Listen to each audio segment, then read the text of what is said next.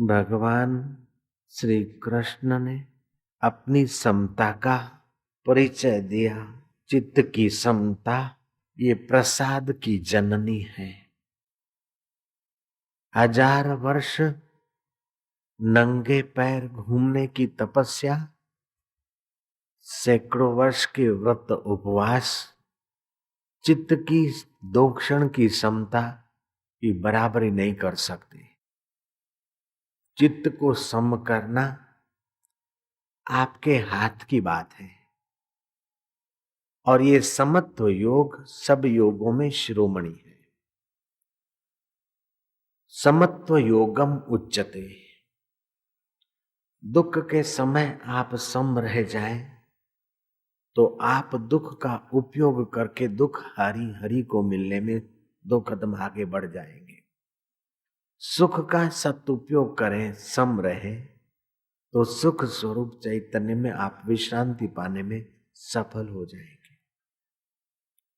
सुख और दुख, अनुकूलता और प्रतिकूलता, जीवन और मरण माया मात्र द्वैत में है।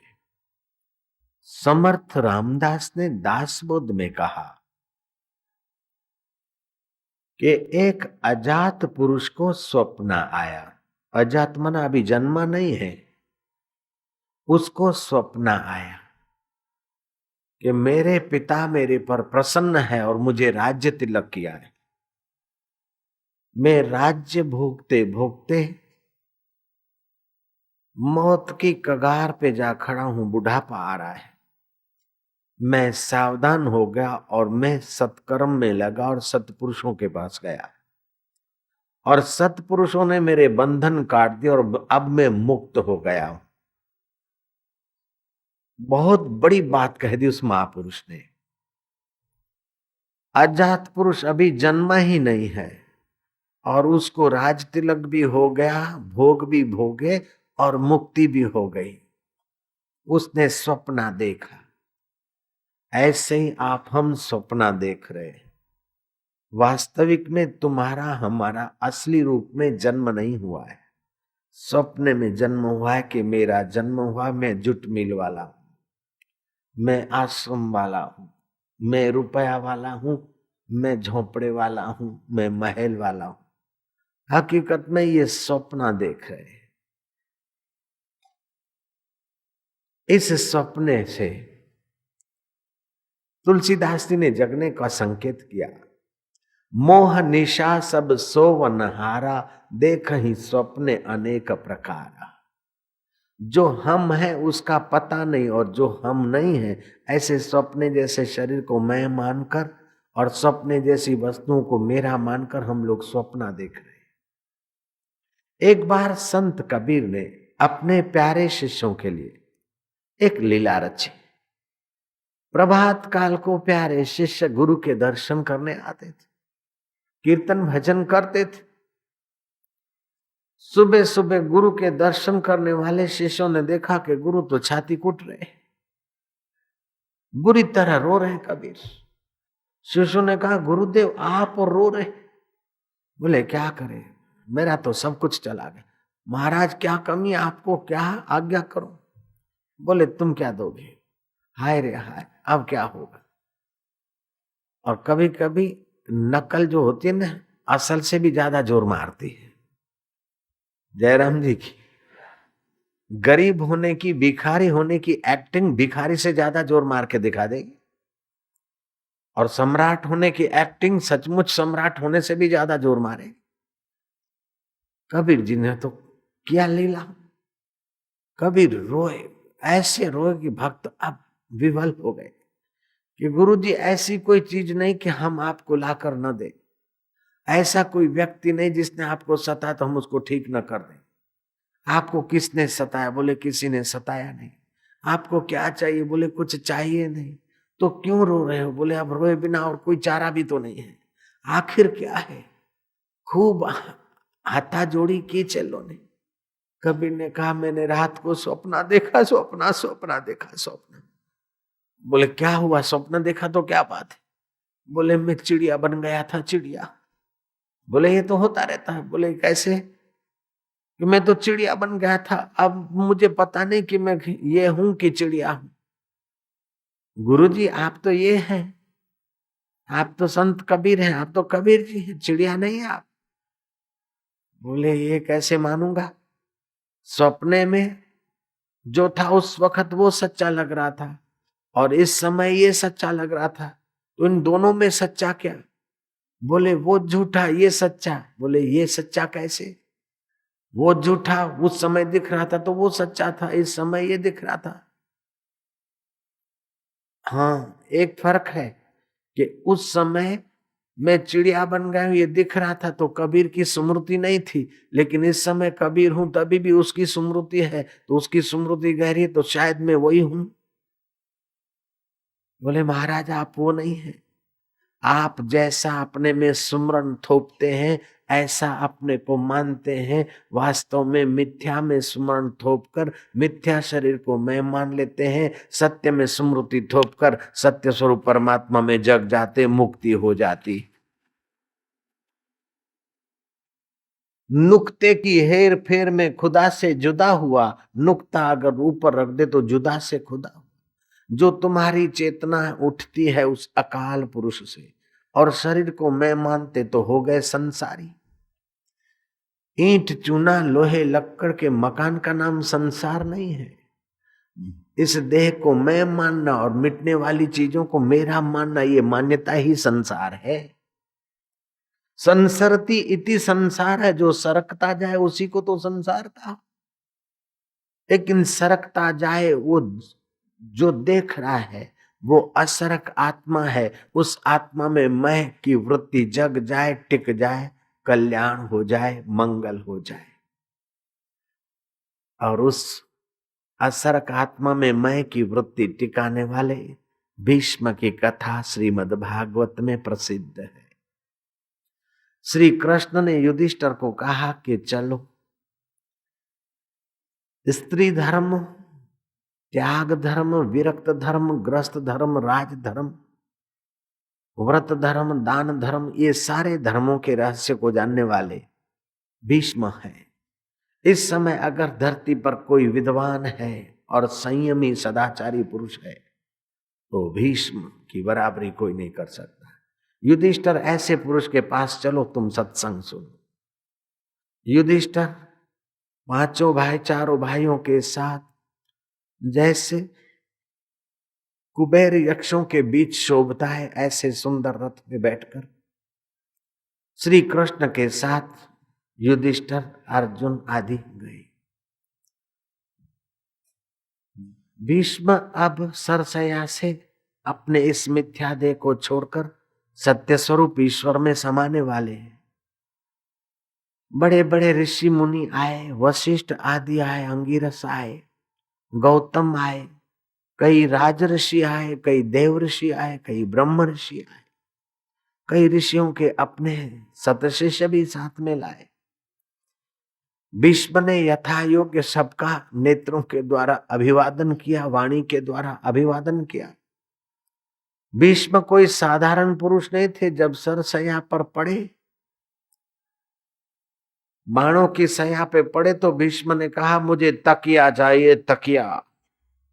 दुर्योधन और कर्ण रुई के कोमल कोमल तकिया लाए, लेकिन उस वीर बहादुर पुरुष ने कहा ये तकिया नहीं, मुझे अर्जुन के द्वारा तकिया दिलाओ। अर्जुन को बुलाया गया, अर्जुन को कहा कि फिर से बाण मार सिर के तरफ। 3 बाण फिर लगवाए और उसका तकिया करके सोया है। कैसे हैं आत्मा को मैं मानने वाले और शरीर को खिलौना जानने वाले भारत के महारथी। अष्टावक्र को उनका बाप श्राप देता है, तू मेरे वाक मेरी गलतियां निकालता है, मेरे खोड़ निकाल वाक निकालता है, कसूर निकालता, तेरे शरीर में 8-8 बांक होंगे। बोले मेरे शरीर में 8-8 बांक हो सकते हैं, लेकिन मुझ पर तुम्हारे श्राप के असर नहीं हो सकती है। शरीर टेढ़ा मेढ़ा हो जाएगा तो क्या हुआ, शरीर मर जाएगा तो क्या हुआ, मुझ अमर आत्मा पर आपके श्राप की असर नहीं लग सकती है। कैसा था भारत के कुमारों का ज्ञान और कैसा था भारत की नारियों के पास ज्ञान। बालक गोद में आया और मदालसा कहती, दूध पीते बच्चे को कहती है, शुद्धो हसी बुद्धो हसी निरंजनो नारायणो हसी। तू शुद्ध है, तू बुद्ध है, तू निरंजन नारायण चैतन्य वपु है। तज मोह निद्रा, ये उल्टे ज्ञान की नींद में से जग जा बेटा। और उस महारानी ने संकल्प किया कि मेरे कुख से जन्मा बालक फिर दूसरी बार जन्मे और मरे तो मेरा गर्भ धारण करना व्यर्थ है। मेरे कुख से जन्मा हुआ बच्चा अगर मुक्त नहीं होता तो धिक्कार है मेरे को मां कहलाने में। एक एक बच्चे को ब्रह्म ज्ञान की लोरी देते देते मां ने सबके सब बच्चों को परमात्मा का साक्षात्कार करा दिया, मुक्त पुरुष करा दिया। आज 25-50 साल के व्यक्तियों को मैं कौन हूं इस बात का पता ही नहीं, सुनने का अवसर ही नहीं मिलता। ये हाथोड़े, दो खड़ी हड्डियां, कुछ आड़ी हड्डियां, कुछ मांस, कुछ रक्त, कुछ रुधिर, कुछ थूक, कुछ लीठ, कुछ वात, कुछ पित्त, कुछ कफ, बस उसके ऊपर चमड़े का कवर। तुम कौन हो? बोले मैं फलाना भाई। छाती पीट रहा, फलाना भाई। कहाँ है फलाना भाई? बोले ये रहा। ये तो तेरी छाती है। सिर फूटेगा? बोले ये हूं। तो ये तो थारो बोडो है, तेरे खोपड़ा है। बोले तो मैं ये हूं। नहीं, तू जन्मा था तब ने तेरा नाम फलाना भाई नहीं था। मोहन भाई, सोहन भाई, जगलू भाई, मगलू भाई, ये तेरा नाम पहले नहीं था। जन्मने के 6 दिन के बाद तेरे ऊपर ये नाम रखा गया। मोहन की जगह पर तेरा नाम करशन रखते, हरि किशन की जगह पर तेरा नाम ओम रखते, तो तू अपने को वही मानता। ये तो माना हुआ, थोपा हुआ तेरे बॉडी पर नाम है, व्यवहार चलाने के लिए। व्यवहार चलाने के लिए कल्पा है, नहीं तो एक दूसरे को बुलाए तो कैसे बुलाए? तो कौन आएगा? तो कौन आएगा? इसीलिए अलग अलग नाम रखे हैं, व्यवहार चलाने के लिए भांजे। तो व्यवहार को व्यवहार काल में रखो और परमार्थ को अपने पिया को अपने हृदय में प्रकट होने दो। नाटक की जगह पर नाटक, मंच की जगह पर रंगमंच की जगह पर रंगमंच का खेल। लेकिन घर में भी आकर एक्टिंग करने लगे कि मैं हरिश्चंद्र राजा हूं, तो पत्नी के लिए परेशानी हो जाएगी। ऐसे इस शरीर का जो अभिनय है उसको तो निभाओ, लेकिन तुम्हारा जो कर्तव्य है स्वरूप, उस परमात्मा के सुख को पाओ और जगाओ। इसी में तुम्हारा वास्तविक कल्याण है, इसी से तुम्हारा मंगल है। अब पहुंच गए होंगे भीष्म कृष्ण, युधिष्ठिर भीष्म के पास पहुंच गए होंगे। इतनी देर हम और जगह चले ना, थोड़ा पहुंच गए होंगे मान लो। भीष्म सरसैया पर पड़े हैं, श्री कृष्ण के साथ युधिष्ठिर अपने भाइयों के सहित पहुंचे। श्री कृष्ण को देखकर भीष्म ने मन ही मन प्रणाम किया और नेत्रों से अभिवादन किया। श्री कृष्ण कहते कि पितामह युधिष्ठिर को आप उपदेश दीजिए। भीष्म कहते मैं उपदेश तो दूंगा, लेकिन मेरे इस प्रश्न का उत्तर दो केशव तुम। मैं मानता हूं कि कर्म का फल भोगना पड़ता है। जो लोग मिल मिलाकर इधर उधर का गड़बड़ घोटाला करके न्याय की जगह पर अन्याय कर देंगे, हित की जगह पर अहित कर लेंगे, वो समझते कि कोई नहीं देखता, लेकिन कोई नहीं देखता ऐसी कोई जगह आज तक नहीं बनी है। वो अंतर्यामी परमात्मा देख रहा है। तुम न्याय कर रहे हो, तुम पत्नी के साथ, पति के साथ, असील के साथ अथवा फरियादी के साथ दबाव में आकर या रुश्वत में आकर न्याय की जगह पर अन्याय तो नहीं कर रहे हो, वो देख रहा है। और न्याय की जगह पर तुम न्याय करते हो तभी भी वो देख रहा है। दोस्त दोस्त से मिल गया, वो उससे मिल गया और कर दी गड़बड़, और वो गड़बड़ का फल अभी भले अच्छा दिखे, कुछ धन आदि, लेकिन अंतःकरण मलिन होता है। ये कुदरत का अकाट्य नियम है कि कर्म का फल मिलता है, मिलता है, मिलता है। जो दूसरों को तकलीफ में डालकर मजा लेना चाहते हैं, उनको हम सावधान करते हैं कि ये मजा के पीछे बहुत बड़ा गहरा मूल्य चुकाना पड़े। इसीलिए ऐसी खुशियों और ऐसी मजाओं को देखकर अपने धर्म से, अपने कर्तव्य से आप च्युत न हो। आपको जो जो कर्तव्य मिला है, ईमानदारी से ईश्वर की प्रसन्नता के लिए, भवबंधन से पार होने के लिए अपना कर्तव्य ठीक निभाइए। नहीं तो प्रकृति का कड़ा नियम समय आकर आएगा तो हमको पीस डालेगा। भीष्म कहते हैं कि मैं जानता हूं कि कर्म का फल भोगना पड़ता है, लेकिन मैंने इस जन्म में ऐसा कोई कर्म नहीं किया और अगले जन्म को भी मैंने ध्यान के द्वारा देखा, तगले को भी देखा और तगले से तगले को, अगले से अगले को, ऐसा करते करते 72 जन्म तक मैंने देखा कि मैंने कोई ऐसा घोर कर्म नहीं किया जो मुझे बाणों की सया पर सोना पड़े केशव। और मैं ये भी मानता हूं कि कर्म का फल ही भोगना पड़ता है। मेरी शंका का समाधान करो। श्री कृष्ण ने क्षण भर गोता मारा अपने सहज स्वरूप में, अपने मय में, जहां से मय की वृत्ति उठती है वहां श्री कृष्ण शांत हो गए। सारा ज्ञान का पुंज है वो तो भूत भविष्य वहां नहीं है, सदा वर्तमान स्वरूप है। श्री कृष्ण ने देख लिया, श्री कृष्ण हंसे, मुस्कुराए मंद मंद। पितामह, तुमने 72 जन्म तक रिवर्स यात्रा की, पीछे गए।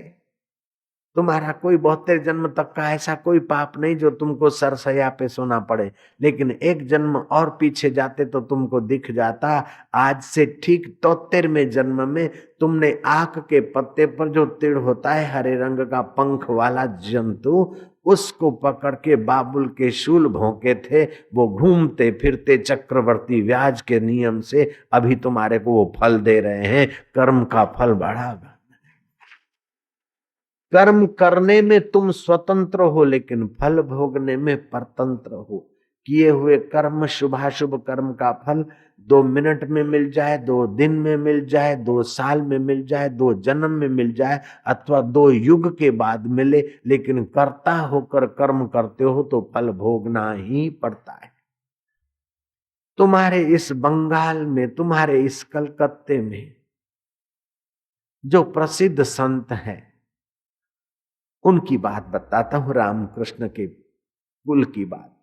हुंगली जिले देरे गांव में खुदीराम नाम के एक व्यक्ति रहते थे। किसान थे। गांव का जो मुखिया था वो जरा बदमाश आदमी था। साधारण बदमाश नहीं, बड़ा बदमाश था। यहाँ बंगाली लोग या कोई भले कोई छोटी मोटी दादागिरी करता हो या बदमाशी करता हो, लेकिन ये बेचारे इतने नहीं है, सीधे हैं, डरने वाले हैं जयराम जी की। लेकिन वो तो डरे नहीं, ऐसा बदमाश था। उसने खुदीराम को बोला कि तुम मेरे साथ चलो और राजा के सामने साख दो, विटनेस दो कि फलाने किसान ने मेरे से इतने लाख लिए, 5 लाख लिए। खुदीराम ने कहा मैंने तो देखा नहीं, 50,000 को तुमने 1-2 मिंडी बढ़ाकर 5 लाख किया है, तो मुझे क्या पता, मैं गलत गवाही नहीं दूंगा। तो गांव का मुखिया भी था, गुंडों का सरदार भी था और राजकाज में भी उसकी अच्छी चलती भी थी। उसने कहा तू बड़ा ईमानदार बनता है, मेरी बात नहीं मानेगा तो तेरी खबर ले लूंगा। खुदीराम ने कहा चाहे तुम मेरे को मुसीबत में डाल दो, मैं जानता हूं कि तुम्हारे से बिगाड़ के मैं मुसीबत मोल ले रहा हूं, लेकिन मुसीबत पड़ेगी तो शरीर पे पड़ेगी। मैं झूठी गवाही देकर अपने को 84 लाख जन्मों की मुसीबत में तो नहीं डालूंगा, मैं अपने धर्म पर कायम रहूंगा। बोले तू मेरी बात मानता नहीं, तुझे पता है कि मेरी कितनी पहुंच है, कितना कुछ नाम है, कितना मेरे चलता है।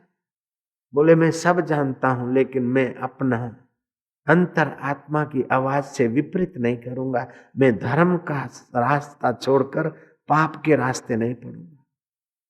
तुमको जो चाहे वो कर लो। वो लुच्चा आदमी था, उसको चिढ़ लगी। बोले जिससे मुझे पैसे वसूल करने उससे तो बाद में वसूल करूंगा, लेकिन ये मेरा इंसल्ट का बदला तेरे से पहले लूंगा। आज तक कोई आदमी नहीं इस गांव में जो मेरी बात को टाल सके, और खुदीराम तुम टालते हो, मैं तुम्हारे लिए मुसीबत पैदा करूंगा। खुदीराम झूठी गवाही देने से एकदम कड़ा इनकार करके खड़े हो गए। वो आदमी चला गया और खुदीराम के लिए उसने ऐसी मुसीबतें खड़ी की, जाली केस बेस लगा दिए, गुंडे लुच्चे लोफर भेज दिए और ऐसा वातावरण बनाया कि खुदीराम को 100 और कुछ बीघा जमीन हुंगली जिले देरे गांव की छोड़नी पड़ी। और वो बेचारा भैंस गाय या अपना सर सामान छोड़कर जान बचाकर प्राण बचाकर भाग गया। लगता है कि बदमाशों का राज, और वो बेचारा अच्छा आदमी भाग गया। यहां भले थोड़ी देर के लिए बदमाशी जीतती हुई दिखे और सज्जन हारता हुआ दिखे, लेकिन ईश्वर की सृष्टि में ऐसा कभी नहीं हुआ। वो आदमी थोड़ी देर के लिए तो जीत गया, खुदीराम को भागना पड़ा, ये बात सत्य है। लेकिन अब चलो दूसरे चरण में। उसके बेटे ऐसे बदमाश और बेटियां ऐसे कुमार्गगामी हुई और खुद का शरीर बुढ़ापे में बीमारी ग्रस्त हो गया। मरकर कौन से नरक में गया ये मुझे पता नहीं, लेकिन खुदीराम को सच्चाई के कारण भगवान ने अपना प्रेम भक्ति का एक प्यारा आत्मा उसके घर में अवतरित हुआ और उस प्यारे आत्मा का नाम पड़ा रामकृष्ण परमहंस। धर्मो रक्षितः रक्षति। हम हमारे नियम और धर्म की रक्षा करें तो धर्म हमारी रक्षा करता है। हम सच्चाई की शरण जाएं अथवा ईश्वर की शरण जाते हैं तो ईश्वर हमारी रक्षा करते हैं। आरंभ में भले थोड़ी कठिनाई लगे, लेकिन अच्छे कर्म का बदला तो अच्छा मिलता ही है और बुरे कर्म का बदला बुरा मिलता है।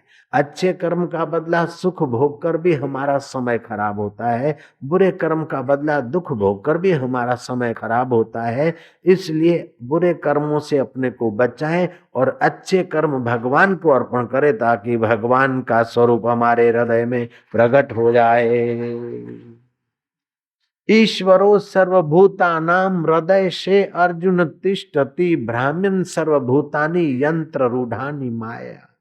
सबके हृदय में वो साक्षी ज्ञान स्वरूप आनंद स्वरूप परमात्मा मौजूद है, लेकिन जगत की वासना कूड़ कपट और कुकर्मों का पर्दा लगा है, इसलिए उसका प्रभाव उसका माधुर्य उसके वह महिमा का अनुभव नहीं होता।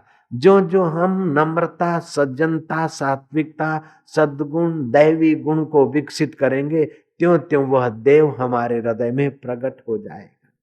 और वो देव 3 मिनट के लिए हमारे हृदय में प्रकट हो जाए तो दोबारा गर्भवास की पीड़ा कभी नहीं होती।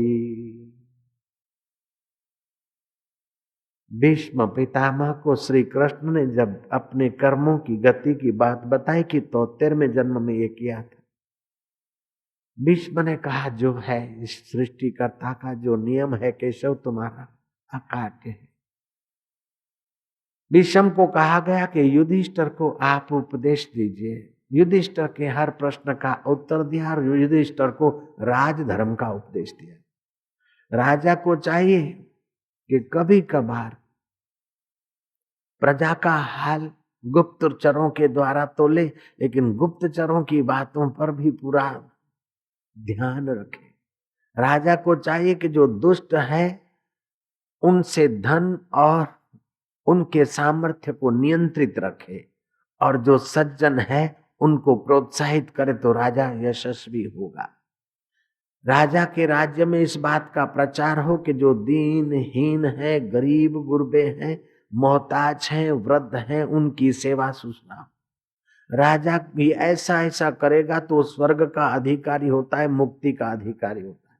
लेकिन जो राजा राज्य सत्ता मिलने पर विलासी जीवन बिताता है उसका पुण्य नष्ट हो जाता है और देर सबेर उसकी सत्ता भी चली जाती है और वो राजा निंदा का पात्र होता है। स्त्री को ऐसा करना चाहिए कि पति की अंतर्यामी हो जाए, पूछ पूछ कर काम करे अथवा कहने पर चीज दे, वो तो साधारण भाव है। लेकिन उत्तम स्त्री वह है कि पति को किस वक्त कौन से आहार की, औषध की, कपड़े की आवश्यकता पड़ेगी और उनका जीवन उन्नत कैसे हो, इस बात को जानकर जो पति के अंदर में छुपे हुए भगवान को संतुष्ट करने का प्रयत्न करती है वो उत्तम स्त्री है, महान नारी है।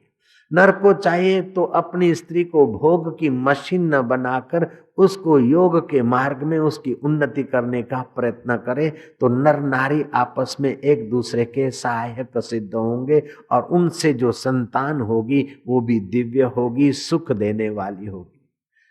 जो वाइन पीते पीते, चिकन खाते खाते, फिल्म देखते देखते, डिस्को करते करते गर्भाधान करते हैं, तो उनके बच्चे भी फिर चिकन छाप, मुर्गी छाप हो जाते हैं, डिस्को छाप हो जाते हैं। जयराम जी बोलना पड़ेगा। अब भीष्म पितामह उपदेश देते देते एकाएक चुप मार गए। भीष्म चुप हो गए।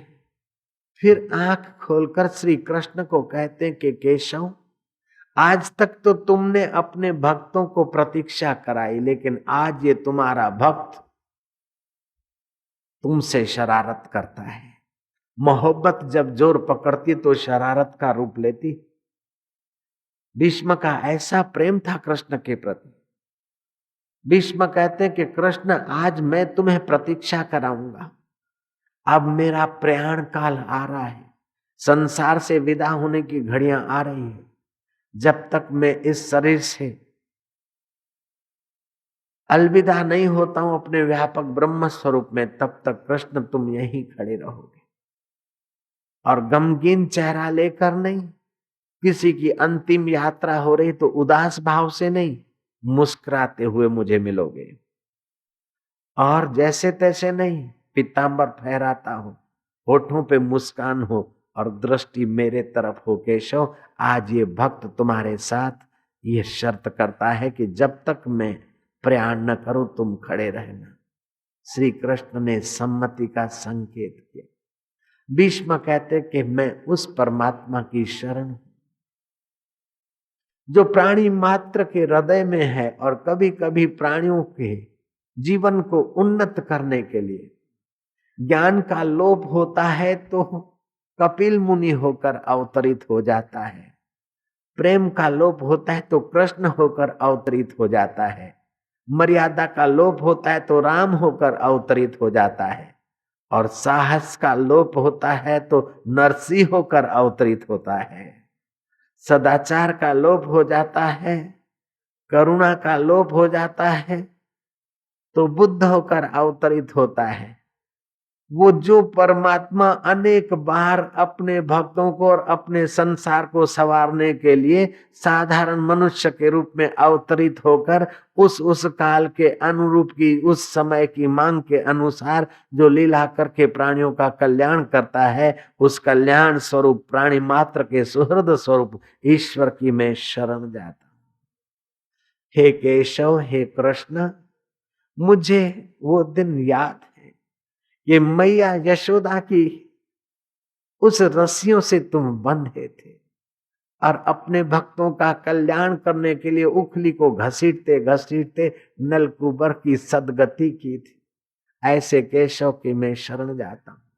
हे राधा रमण, हे गोपी रमण, मेरा तुमको नमस्कार है। कुछ लोग आरोप करते हैं कि श्री कृष्ण 16,108 रानियों के बीच रहे और बड़े ऐसे थे वैसे थे। उन लोगों को कान खोलकर सुन लेना चाहिए कि जो आजीवन ब्रह्मचारी रहा है और मृत्यु की आखिरी बेला में है, मृत्यु की घड़ियां में पड़ा है, ऐसा भीष्म पितामह अगर श्री कृष्ण साधारण होते या विकारी होते तो भीष्म पितामह को अंत समय प्रणाम नहीं करता। राधा रमण, गोपी रमण, मैं तुम्हारी शरण हूं और मैं अपनी बेटी आपको बिहा देता हूं। भीष्म ब्रह्मचारी है और बेटी बिहा देने की बात करते हैं। मेरी पुत्री जो तप से, व्रत से, दृढ़ नियम से, तपस्या से मेरी बुद्धि रूपी पुत्री को मैंने शुद्ध संभाल के रखा है, हे परमात्मा, वो मेरी शुद्ध मति रूपी पुत्री मैं आपको बिहा देता हूं, आपके चरणों में अर्पित करता हूं। हे केशव, हथियार न उठाने का प्रतिज्ञा करके अपने भक्त की प्रतिज्ञा की रक्षा करने के लिए आपने अपनी प्रतिज्ञा तोड़ी। जैसे सिंह हाथी पर आग गरजता है ऐसे मुझ आतताई पर तुम आ गरजे, और मैंने भी अपने तीक्ष्ण बाणों से तुम्हारे कवच को और तुम्हारी उंगलियों को लहूलुहान कर दिया था। केशव, युद्ध का सायंकाल हुआ, घोड़ों की टापों से युद्ध की जो धूल उड़ी थी और तुम्हारे घुंघरूले बाल मटमैले हो गए थे, पसीने से तुम तरबतर हो गए थे। इस आतताई भक्त ने तुमको खूब कसरत करवाई और मेरा कल्याण करने के लिए आपने मुझ पर हथियार उठाया। केशव, आपके हृदय में प्राणी के लिए कितनी कल्याण की भावना है। अगर सब प्राणी जाने तो मुक्त हो जाएं, वो कल्याण स्वरूप को पाल। तू मित्र देकर भी विषाद दूर करता है, कल्याण करता है। शत्रु और प्रॉब्लम देकर भी अहंकार दूर करता है। हे केशव, मैं तुम्हारी शरण, तुम्हारे मटमैले बाल और फिर पसीने से तरबतर मुखमंडल पर पसीने की जो बूंदे थी, उस पर सूर्य के किरण पड़ रहे थे, मोतियों की नाई चमक रही थी। जैसे तुम सबके हृदय में साक्षी रूप से, चैतन्य रूप से चमकते हो, ऐसे तुम्हारे मुखमंडल पर वो पसीने की बूंदे मोतियों की नाई चमक रही थी। हे सर्वाधार, हे प्राणी मात्र के अधिष्ठान सर्वेश्वर भगवान, मेरा तुम्हारे चरणों में बार बार नमस्कार है। श्री कृष्ण की स्तुति करते करते भीष्म की वह घड़ियां आई जिस घड़ियां में ये सूक्ष्म शरीर स्थूल शरीर से निकल जाए। साधारण आदमी का सूक्ष्म शरीर निकलता है तो वासना के अनुसार नरकों में या स्वर्ग में या पशु योनि में भटकता है। नरक का दुख भोग कर पशु योनि में आ जाता है तो स्वर्ग का सुख भोग कर मानव योनि में आ जाता है। लेकिन ये तो योगेश्वर थे, इनको न स्वर्ग जाना है न नरक जाना है, ये तो अपने परब्रह्म परमात्मा में समाने को जा रहे हैं व्यापक। भीष्म ने सदा के लिए आंख बंद की। श्रीमद् भागवत जीना भी सिखाता है और मरना भी सिखाता है। मरना तो जरूर एक दिन पड़ेगा, इसलिए मरने की कला सीख लो ताकि बार बार न मरना पड़े और अमर हो जाए।